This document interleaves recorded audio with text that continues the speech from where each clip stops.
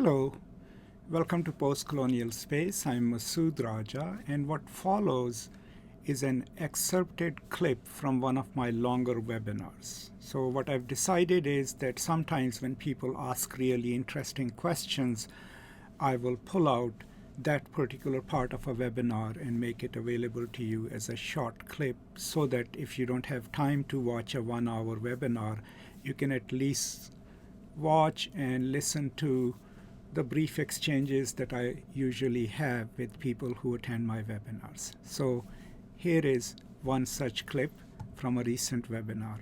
I hope you enjoy it. We've read 10 chapters. We know some characters. We also know that we are learning about the Igbo culture as we read the story, Okonkwo's family, the family rituals, the tribal rituals, the whole idea of masculinity, how is it shaped, what's the role of women. So in a complex way, Achebe is introducing us to a subculture in Nigeria constituted of the Igbo tribes, but this one part of the tribe. And that's why I think the novel was so revolutionary, because not only did it give us African culture and African characters, it gave us information enough to really read African stories from the African perspective as complex, living, breathing human beings, and not get the Europeans' either romanticized view of Africans or sort of demonized view of Africans. That's why the novel was so well received and was so brilliant, right? Do the contrast between the definitions of femininity and masculinity presented in the novel apply to the modern world? So I don't know what you mean by the modern world. Is it like where we live, or because that is also space specific, right? But one thing that is pretty clear as you learn is that there are defined roles, right? Women do certain things, men do certain things. Then within that, when the story refers to the two boys who are visiting, so if you look at the structure of Okonkwo's house, right? In the middle of the compound is his private quarters, right?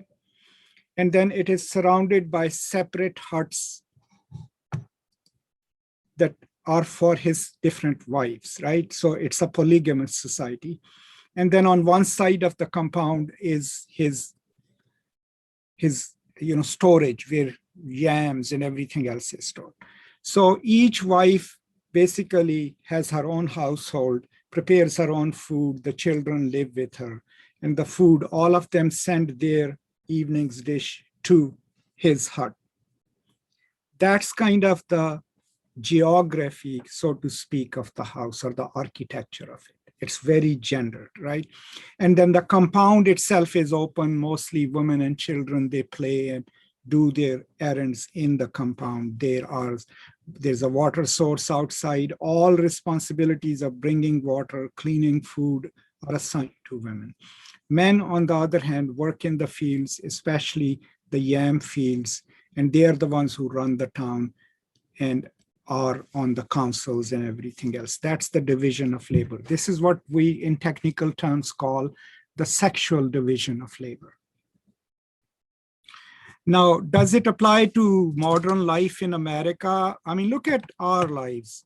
So it depends on where you are and what your class is, but on the surface, obviously, we claim to be an egalitarian society, right? But that doesn't necessarily mean that men and women are actually, legally they might be equal, but de facto there are quite a lot of inequalities. Even in professional couples, if they have children, women tend to do more labor associated with children and with the household than the men.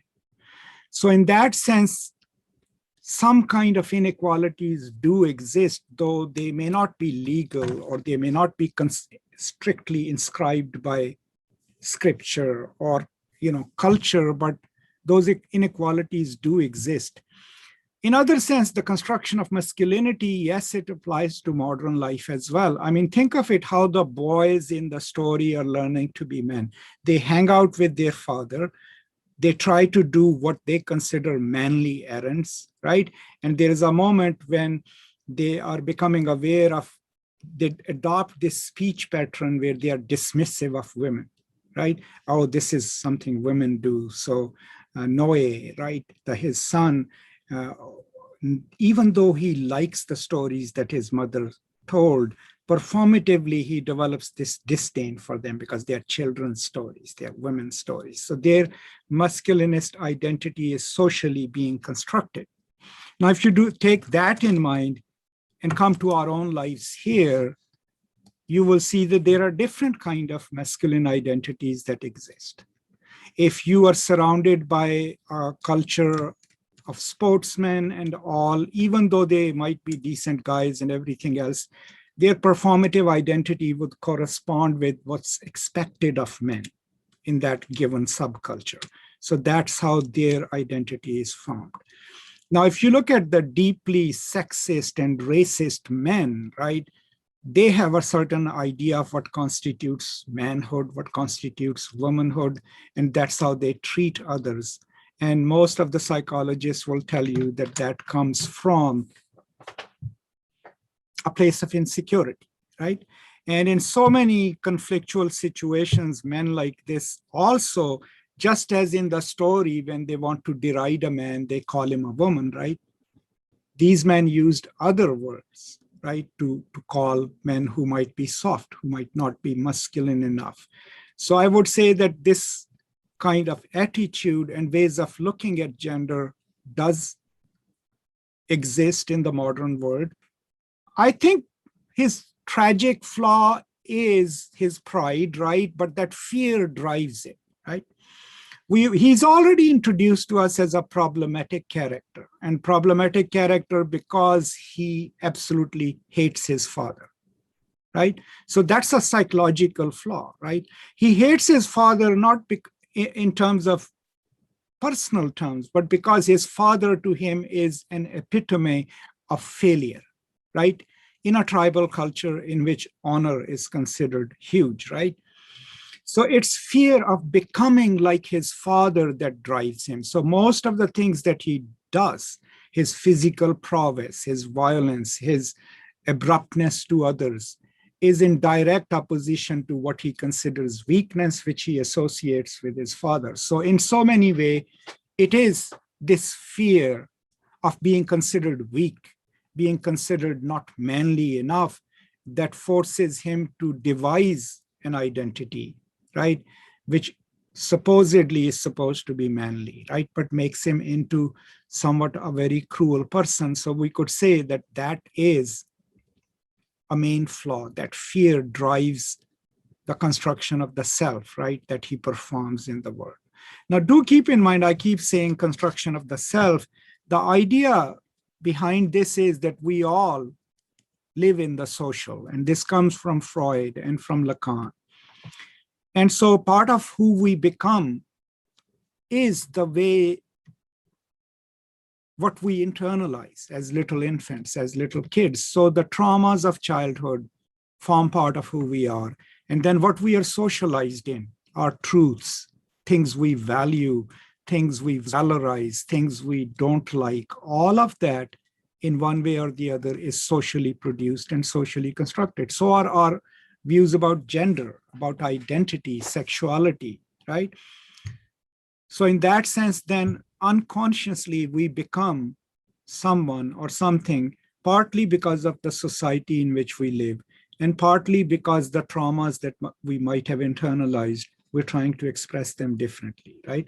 And all of this comes together in creating a human subjectivity, right? I think the trial was really interesting because its spiritual connection reminded me of swearing on the Bible in the court here in the US. It was interesting to see that the judicial system was steeped in tradition, somewhat similar to ours. Good, that's a really good connection to make. I mean, when you read the chapter on the trial, right, it seems so foreign, right? Because here are these 7 beings, right, who have put on these costumes that make them look like these otherworldly figures, right? They perform certain rituals. But at the end of the day, all they are doing is enacting the spirits of the elders whose job it is to mediate conflicts. And there is a body of social law within which they share that wisdom, right? That's exactly what they're doing. So they're actually justices, right? The only thing is that the court is set up differently. It's a performative act.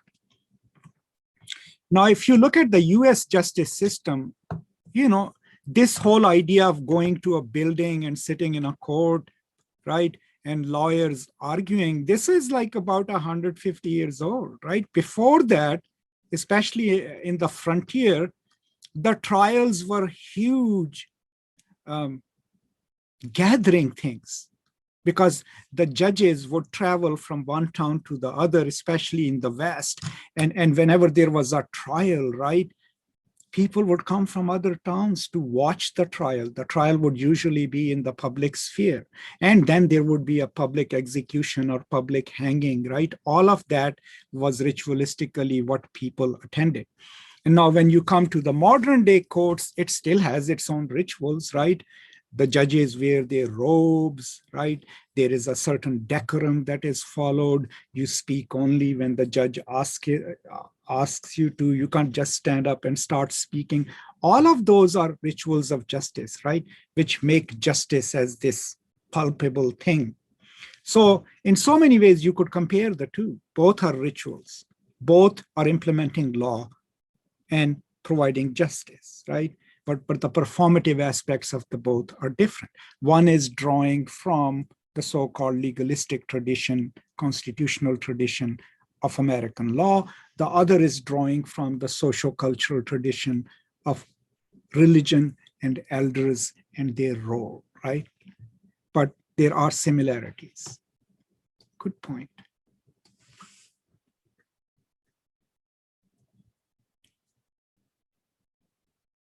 Okay, I think the part of the book where an older respected man died in the other village and then his wife passed away too was interesting in Okonkwo's perspective. Yeah, it was interesting in 2 or 3 ways. One was that the wife loved him so much that she just couldn't bear to live, and Okonkwo just cannot imagine that kind of love. But the second part was he's asked why the chief has died, but why haven't we heard the drums?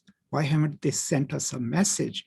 And the reason they haven't sent them the message is because they must first bury the wife, right? Finish her rituals and then announce the death of the chief. So that's kind of a chronology of precedence as to whose death is announced and whose death is not, right? So read it carefully and you'll see that. But for Okonkwo, for someone to have that kind of love for someone is already a sign of weakness. Even if he did that, he will not express it, right? And that's the character we are getting to know. This is a problematic character. He has an idea of self, which he has structured, and he has an idea of culture and everyone's place in it. He's very hierarchical, right? Even when he talks to other men, right? He's very proud. And he is performing this identity at a time, and that's why the novel is called Things Fall Apart, where there are hints that the culture around him is changing. We have not seen yet the intrusion of Europeans and of the Christian church, but the culture within which he performs his masculinity, right, is already shifting. But what makes the story tragic is that Okonkwo is not capable of change, right? He is going to fight against that change. And that is another layer that makes the novel tragic, right? Noting the glorification of the masculine identity within the Igbo culture, how does the status of Agbala correlate to the perception of women in the culture? That's a really interesting part. I mean, you will see that in other masculinist cultures, the figure of the priestess was very prominent. In early Greek cultures, when you went to the oracle, the spokesperson of the oracle was always a woman. Now, I don't know how it would impact the culture. In one way, you can read her as a passive recipient of the voice of gods and ancestors, that she is powerful when she is in the temple. But she is powerful not because of her own voice, but because she is the voice of the ancestors. Because she doesn't have the same kind of power within the cultural hierarchy. So in that sense, I would read her as, as still as an instrument of male power, right? And the similar tradition used to be in the Greek tradition, like, for example, the Temple of Delphi, where everyone went to get a prophecy. There, they would have, the woman was called Sibyl. And Sibyl was this woman who actually was trained, and she was always drugged up and all, but she was considered this powerful seer, right? And she's the one who would give you the prophecy. But no one actually believed that Sibyl herself was coming up with the prophecy, right? The prophecy was from the gods. Now, one difference is that the Greek pantheon, even though it had three dominant gods, right? Hades, Poseidon, and Zeus, right? It also had powerful goddesses, like my favorite, Pallas Athena, right? And then, of course, Hera, right? And Aphrodite, the goddess of love. But by and large, the male gods do have a dominant role, other than Pallas Athena. Athena is the one who does her own thing, right? So there are certain correlatives there. You will see it in other traditions too. In a lot of matrilineal traditions, also in Africa, in the Maghreb, women were the ones who spoke, right? And made decisions, right? So this whole idea of men always doing it is also very culturally specific to certain cultures. At the time we finish chapter 10, right, after the trial, we have not only learned some specifics about the local Igbo culture, right? Their harvest, their planting season, the relationship with the ancestors, the children, the living quarters, the relationship of men. Now, one thing that we haven't talked about is the kola nuts, right? So remember, in most of Nigeria, but especially in this part, when you visit someone, right, they bring out the kola nuts. I don't have a picture of them, but kola nuts are kind of also, they give you a little bit of a kick, right? But the honor is that you bring alligator pepper and kola nuts and you give them to your guests. And then the most important guest breaks it, right? And sharing of that, you don't start a conversation without you have offered kola nuts to someone, right?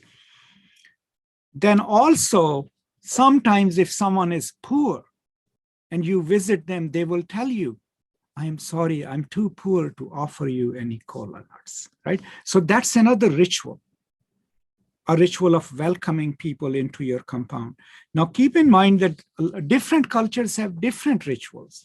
If you are from Northern India or Pakistan, right, the moment you go to someone's house to visit, the first thing they will ask you is, not even ask you, they'll offer you a cup of tea, right?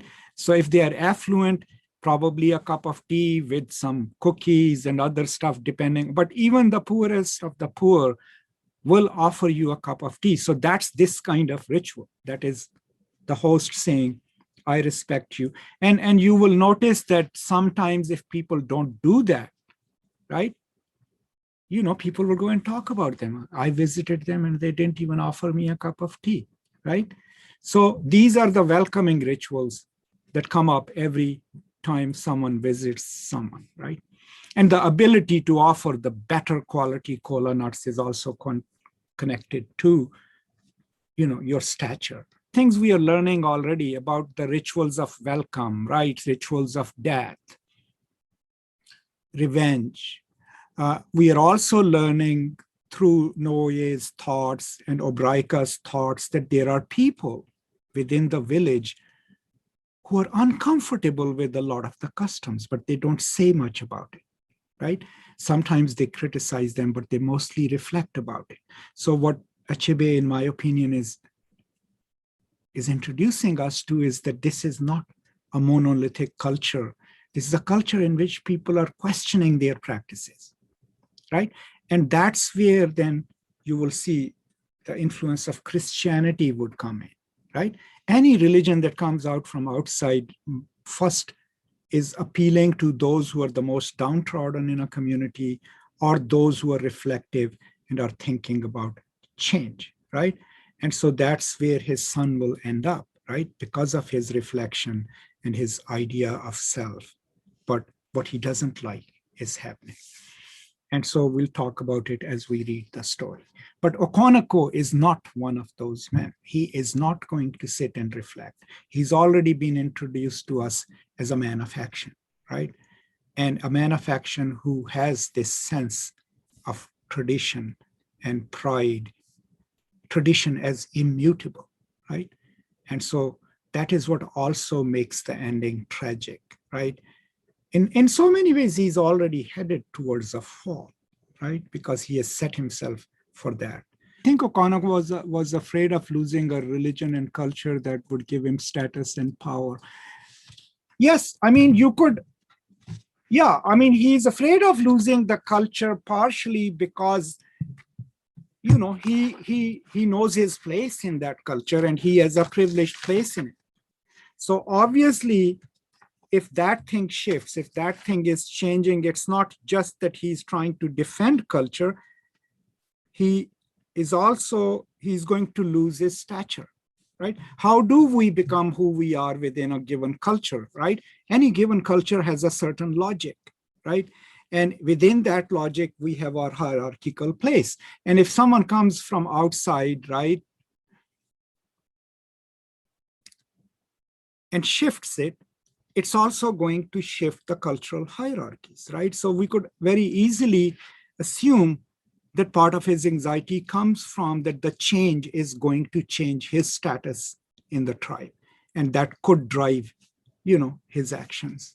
I mean, most of the times people who are most resistant to change, mostly positive change, is because they see it as a threat to their privilege or their privileged location. And then there are different responses to it. I mean, if you look at the US culture, if there is a dominant constituency, if there is a dominant ethnicity, right, let's say men, Caucasian men, why would they be angry at minority men or women entering the workforce? Not because they are a personal threat, but imperceptibly what they are realizing is that we had all these jobs to ourselves, right? Now these people are going to come in and we have to compete for that, right? So it's that fear of that kind of challenge and concession of the space that you always had to yourself, right? And that's that kind of a response, right? And so in so many ways, we see it operative in our own culture as well. He wants culture when it suits him, right? But he's also, you could say that he doesn't plan it, but his temper is such that at times he would do things that are not required of him, like killing Afikemefuna, right? It wasn't required of him, but his pride drives him to do that. Or beating his wife during the rest time, which has huge consequences, right? So in so many ways, we could also say that maybe he loves the tradition and culture, but he is also impetuous enough to sometimes go against the cultural norm, right? And that then points to his temper, right? That it is not stable. It's learning. We are learning about Igbo culture. We are learning about Nigeria, but we are also learning about how we receive these stories. You know, why, if they mean different to us, why, right? If they mean bizarre to us, why, right? And then as people who live in this increasingly connected world, how much of it applies to our real lives? I mean, think of it. The novel came out in 1958, right? There was no internet then. There wasn't even like sophisticated telephone system or satellite TV system, right? How must the novel have been received in the Western world? The first major novel written in English telling a quintessentially African story, right? And now, 58, 60 years later, more, you, me, and everyone else, when we approach it, we have so much at our disposal, right? We could be reading the novel and looking up things on our phone, right? And find out. So how our reading experience is different. But this novel still resonates with people, right? And part of it is that we can still relate to the issues that it invokes. But in my opinion, every time I teach literature, the most important part of any reading experience is for us to be able to relate it to the life that we live, right? Or if not related, take the knowledge and look at our own lives reflectively, right? And for you to be able to do that, right? If you can get that from a literature class, it doesn't matter what you go and study and become. That ability to read culture in a more sophisticated and nuanced way will help you anywhere, whether you're a doctor, engineer, software engineer, or whatever. So that is my aim in dwelling so much on the novel. Thank you so much for watching or listening to this brief clip. If you are interested in the longer version, the link will be in the description and you can watch the whole webinar. Thank you so much for your support. And as always, if you have any questions, any concerns, you can always post them in the comments and I'll be happy to respond to them. If you have a moment and if you haven't subscribed to the channel yet, please do so now so that you get timely notifications of whatever is happening on this channel. Thank you for your support. Stay safe, and as always, from me to you, peace and love.